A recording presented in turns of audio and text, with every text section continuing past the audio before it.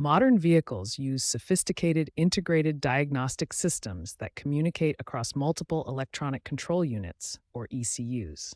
These systems monitor every aspect of your vehicle's performance and safety. Warning lights fall into three main categories, each requiring different levels of attention and response from the driver.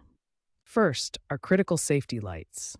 These require immediate action and indicate potentially dangerous conditions that could lead to vehicle breakdown or safety hazards. Performance-related lights indicate issues that affect vehicle operation, but may not require immediate stopping.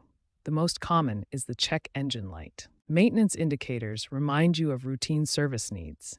These are typically scheduled maintenance items that don't affect immediate safety or performance. When any warning light appears, you must quickly determine if immediate action is required. Red warning lights, flashing check engine lights, and any brake, temperature, or oil pressure warnings require you to pull over safely and seek professional assistance immediately. The first step in troubleshooting warning lights is using an OBD2 scanner to read specific fault codes. This diagnostic tool connects to your vehicle's computer system. Next, follow manufacturer protocols for system-specific diagnosis. Check for common issues like loose gas caps, which cause 45% of check engine lights. There are three main reset methodologies. First, OBD2-based resets using your scan tool. Second, manual procedures involving key cycling or pedal combinations.